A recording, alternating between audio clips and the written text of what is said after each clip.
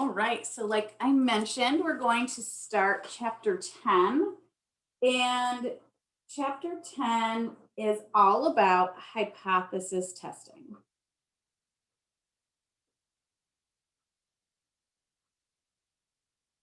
So I want you to think back to a couple weeks ago when we're looking at chapter 9. And chapter 9 was where we're talking about confidence intervals. Chapter 9 is where we started what we call inferential statistics. Chapter 9 and chapter 10, both those chapters cover inferential statistics, and that's where you're taking information from a sample and you're projecting what's going on for the whole population. Okay. And keep in mind when you're in chapter 9 and you're looking at a confidence interval, that's where you're estimating P, that population proportion, or you're estimating mu, the population mean. So today here in chapter 10, we're going to look at a new type of new type of inferential statistics, which is hypothesis testing. And it's just another way of taking a sample and projecting what's going on for your population. So when we're looking at hypothesis testing, we're going to use a 5-step process. And today we're going to look at the first 2 steps. Try to get that focused better. So we're going to look at the first 2 steps. So today we're going to look at the population step. And if we have time, we will look at the second step, which is the method step. If we're not, I will move that to next class. But we'll start the class thinking we're going to cover both of those today. So let's give some information and talk about hypothesis testing and some of the notation and all of that before we get into these first steps of our process. So hypothesis, well, they normally start with some sort of definitions and vocab. So hypothesis is just one idea or a theory.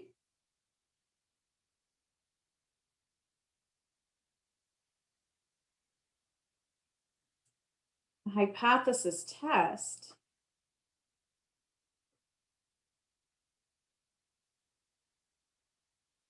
is used to determine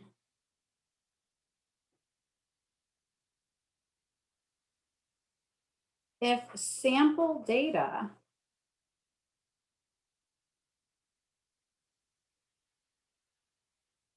provides sufficient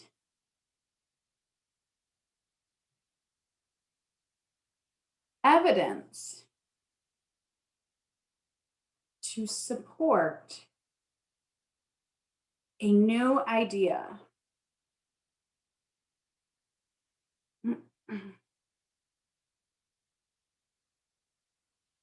And disprove what we call reject a common view. So that's what we're going to do today. Start this hypothesis test. So we're going to see if our sample that we're going to take, if it provides enough evidence to support a new idea that we have and disprove, or what we call reject, the common view. Sorry, I'm playing with the lighting because I feel like the light wasn't great. Okay, that might be better. It's a little bluish. I apologize. So that's what we're going to do today and actually the rest of the course. All right, so let's take a look at some notation. We may or may not get to using the notation today, but don't worry, we'll get to it next class if we don't get to it today. So the first piece of notation, I'm actually going to move on to another page, is what we call H naught. And it's H with a little sub O. So this is called H naught. This is the null hypothesis.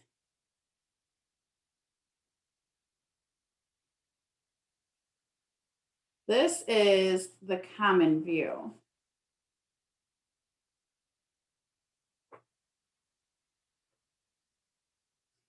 The common view or the null hypothesis is assumed true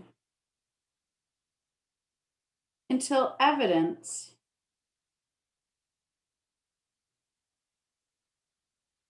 indicates otherwise.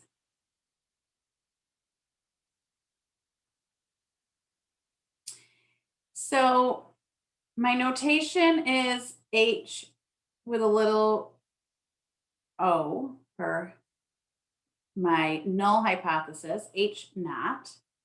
You can use like a subscript. Yeah, I don't care. When you type it up, you could just type capital H, lowercase o. It gets the point across. um, every once in a while, I get a student will call it a ho, like ho. It's okay. That's fine. It doesn't matter. But it's H naught. It's the null hypothesis. The null hypothesis is the common view. So if you look back up here, what a hypothesis test is we're trying to see if our sample data provides evidence for the new idea and disprove, or what we call reject, the common view. So what we're seeing if that sample will disprove or reject my null hypothesis. Okay, that's what we're looking at there. So I want you to know that the null hypothesis is what we call the center of the curve.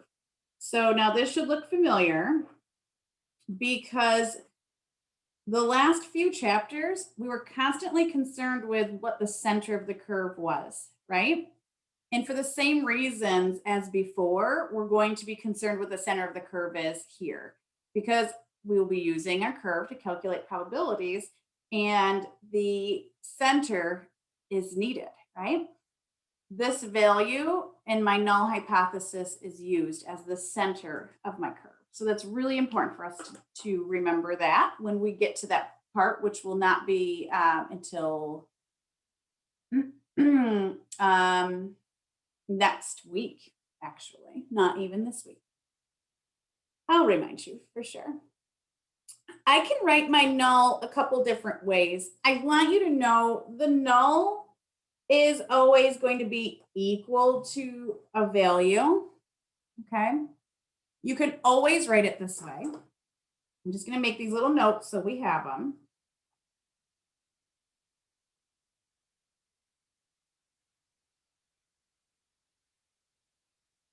So you can always write it this way.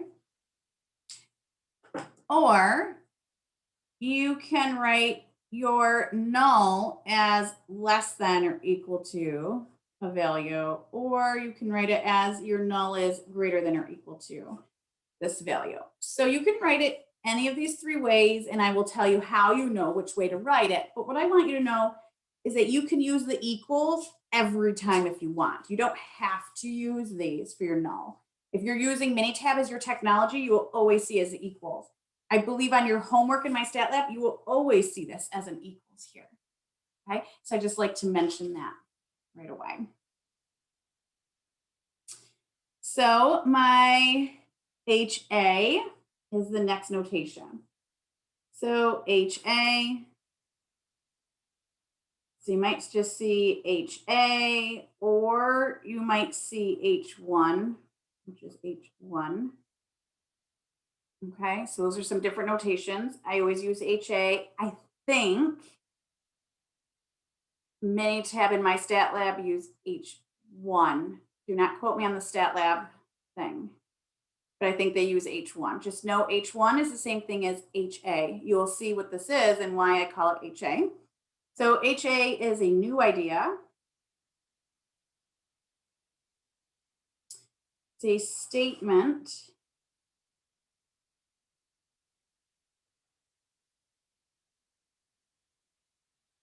that we are trying to find evidence to support. Okay, this is called my alternative hypothesis. That's why I call it HA. It's the alternative. So my common view is my null, and my new idea is my alternative. Okay. So these are the two main notations be using in hypothesis testing, H naught and HA, the null and the alternative. Okay. I'm like all over the place with what I call it. Like one day I'll call it the null, the next day I call it H naught. So one day I call this HA, the next day I just call it the alternative. Okay, so I want you to be familiar with all the different terms and the different notations you could see. And of course, since we're using all different technology, we need to make sure we're familiar with the different notation between HA and H1. It means the same thing. So let's take a look at how we might see HA, and I'm going to write them directly below the null, okay? So my HA has 3 different ways. I guess I don't want to use that, but I'm going to just go over that. So my null has 3, or my alternative has 3 different ways.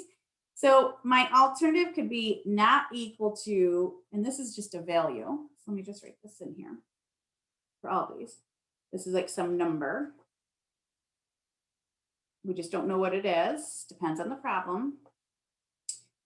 So my HA could mean it's not equal to a value. The wording you would see is different, not equal, not the same as, anything like that would indicate it's a not equal. So it's just not equal to that value. Or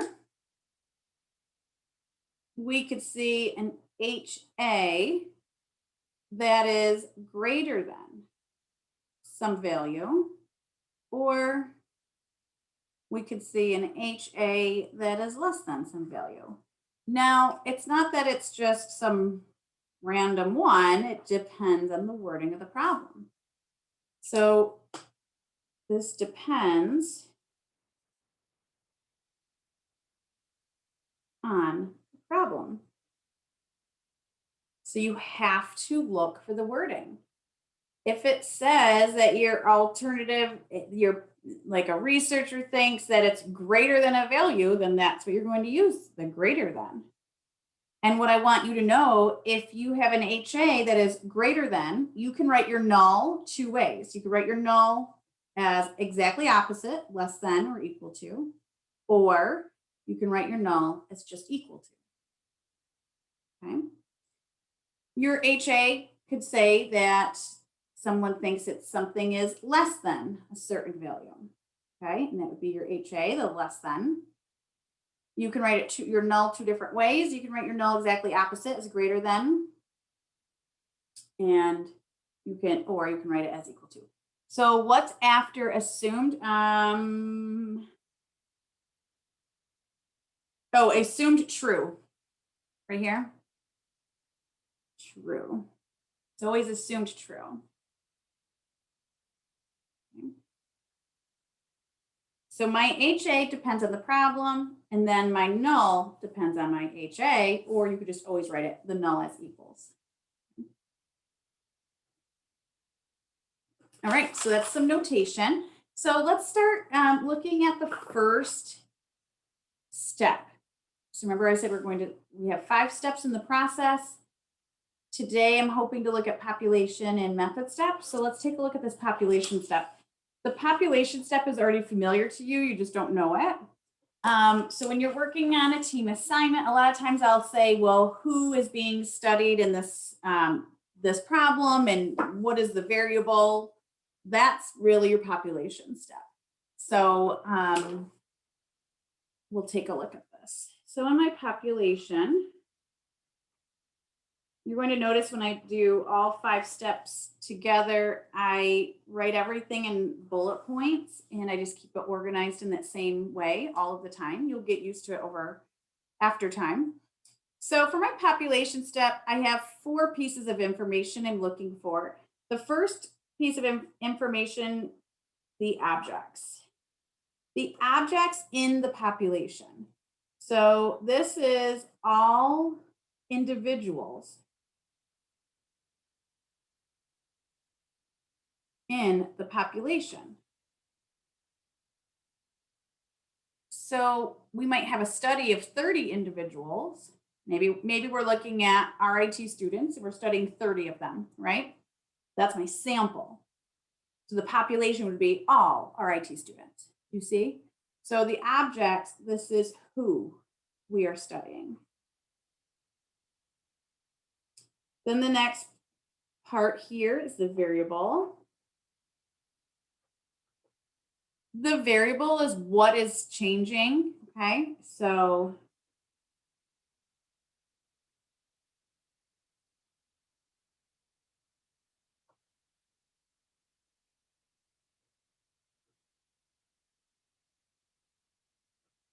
from individual to individual.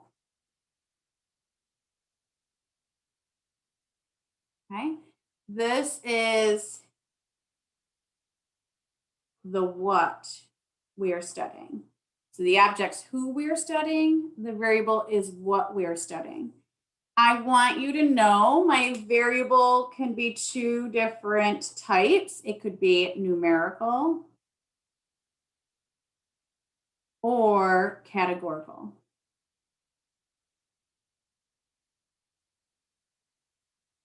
So I have two different types of variables, right? Numerical or categorical.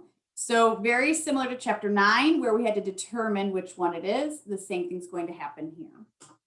Okay, we have what we call an unknown. An unknown is what in my population am I looking for? And it depends on what type of data I have. So my unknown for numerical data is mu, okay? So it's the population mean. And this is for numerical data. So if we look at our variable and we know it's numerical, then my unknown is mu, the population mean of whoever we're studying and what we're studying about them, right? Or it is lowercase p, the population proportion. And that is for my categorical data.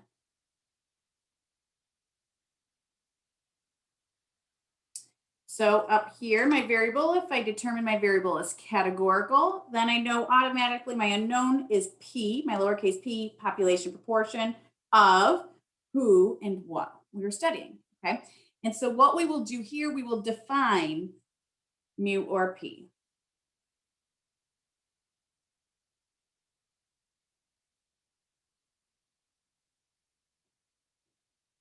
Okay. And that will take some practice, but we want to make sure we define it because we'll use this notation later on in the problem, mu and P. We want to know what they are. So all we do is we take objects and variable and put them together to define mu or P. It's actually very simple because I've already done the work up here. Okay. My last part to this population step is what we call our goal. Our goal is what we're trying to do. So you know how I mentioned over here, let me find it. For my HA, I said it's a new idea. It's a statement we're trying to find evidence to support. That's my goal.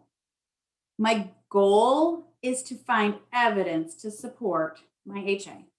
That's my goal of my problem. That's what I'm trying to accomplish by the end of this 5-step process. Okay. So to find evidence to support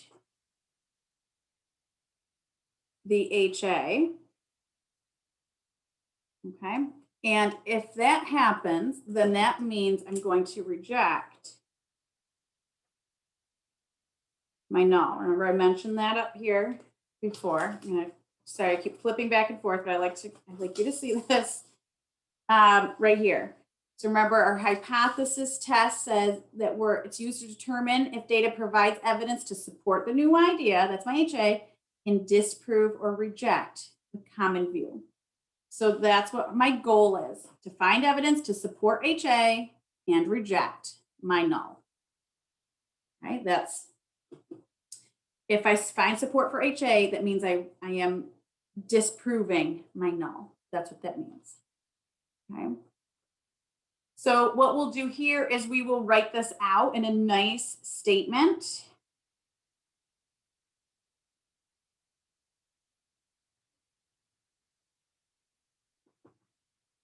In context. So you guys, everything we do, we have to write a nice complete sentence and statement in context. Meaning the context is who and what we're studying. So if you've already done the identified your objects and identified your variable, then it's very easy to define your unknown, and then it's really easy for your goal. Because once you know what your new idea is, you can write it out in words and not symbols. And you already have the words up here from your unknown, which came from the objects and variable.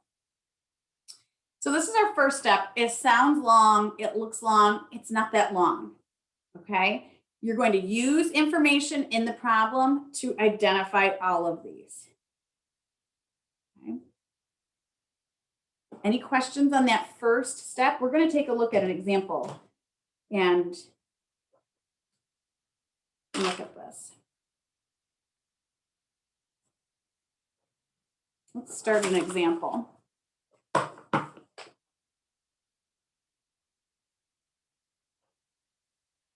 So for this example,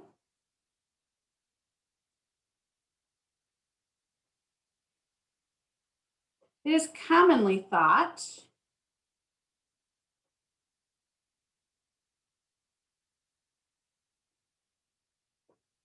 that a small percentage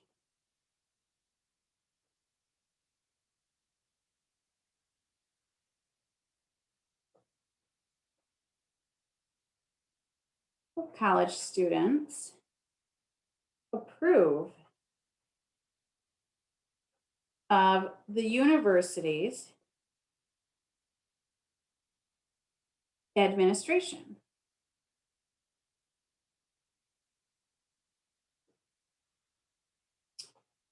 An RIT professor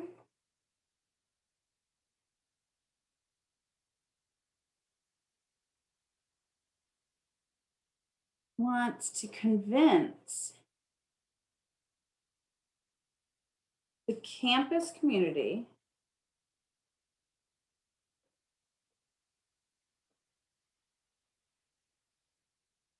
that more than 67% of RIT students approve of the university's admin.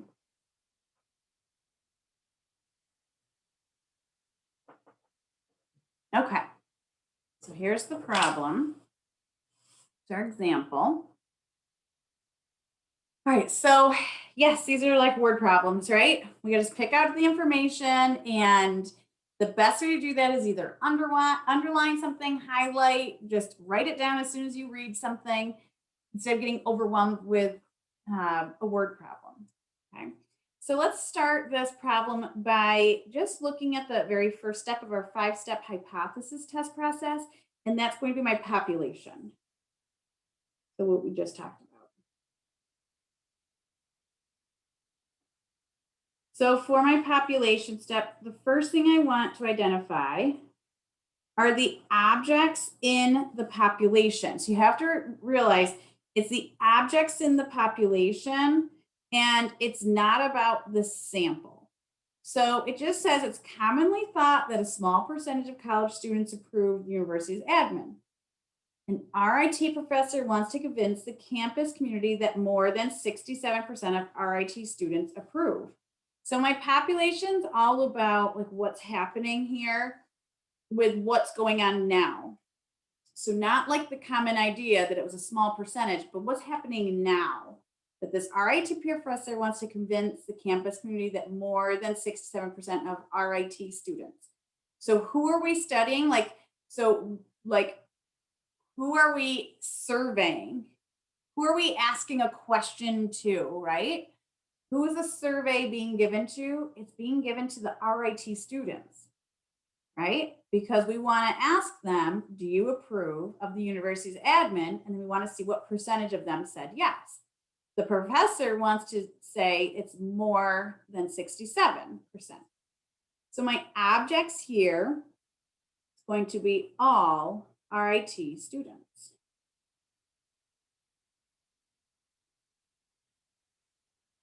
Okay. Then my variable, this is what we are studying. So this is what changes from individual to individual on my object. So it means this is what changes from person to person for those RIT students. Now, if it's numerical, it's easy to say like and describe it in one word. Like it could be time, it could be miles, it could be shoe size, it could be things like that. Like so, you could see like a number is easy to sum up with like one word, right, or two words. Something like this, you have to think about, well, what are the students being asked? Do they approve of the university's admin? And that's my variable. So you can write it different ways. I tend to write it as a question, almost like the survey question we gave to the students. So I might say something like, do students approve of the university admin?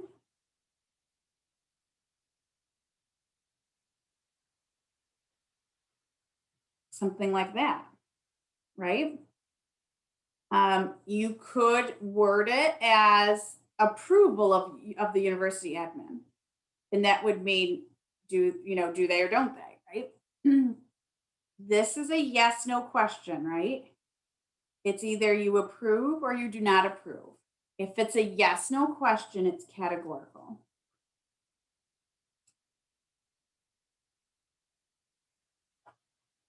Like I mentioned, if it was numerical, it's very easy to identify and describe that variable in one or two words. When it's categorical, I typically just write the question that would be in the survey. Do you approve of the university's admin? Done. Okay, so it's categorical. Does that make sense? That who we're studying are the RIT students. The variable is what we're asking them, right? And that's the approval of the university's admin, and it's a categorical. So either they approve or they don't approve, right? It's not like a meaningful number. So it's not numerical. So you've already had a taste of this stuff when you work on your team assignments the last few weeks, right? I'll ask you these questions. Okay, so let's take a look at the unknown here. My unknown, since it's categorical, I'm just going to write this down. Whoops. Categorical. Since it's categorical, I know it's lowercase p. Now I want to define it, right? I don't want to just say it's p. I want to define p. So I'm going to say p, and p is the population proportion. And now I need to like kind of marry together the variable and the objects. So the who and the what. So a lot of times we write the variable first and then the objects. It just depends on how the words flow and how you want to write it. So P is the population proportion. I typically for categorical write the who and then the what. Of RIT students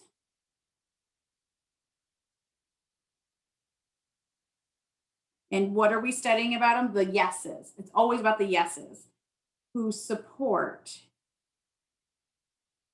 the university admin.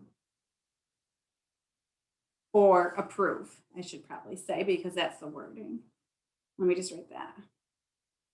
Approve. Okay. Of the university admin. So my unknown is categorical. It's P. P is the population proportion of RIT students who approve of the university admin. So we've had a taste of this even in chapter 9 when we had to interpret our interval, right? and you had to put it into context, and that's all you did. You just talked about who and what when you wrote your information out. Okay, so that's our unknown. So now let's go down to our goal. Our goal can be a tricky one, and sometimes we have to wait until we do our next step, but other times we don't have to. So our goal is to see if we have support for our HA, right? Our HA is that new idea. So our HA is the alternative hypothesis. It's not what's commonly thought. It's not that it's a small percentage. That's not what it is. It's what this professor now thinks or what he wants to prove. He wants to convince the campus community that more than 76%. So the wording is right here for me. So my goal is to find evidence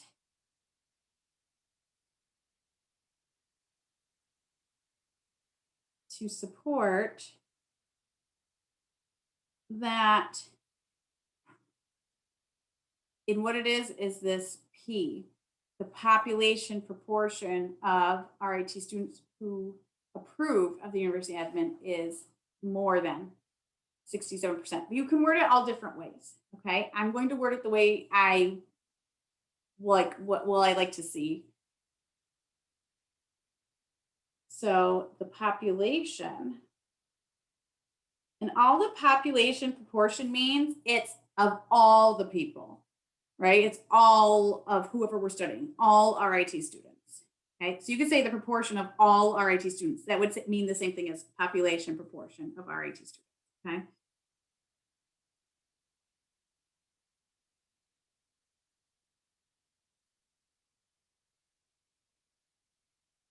So it's to support that the population proportion of RIT students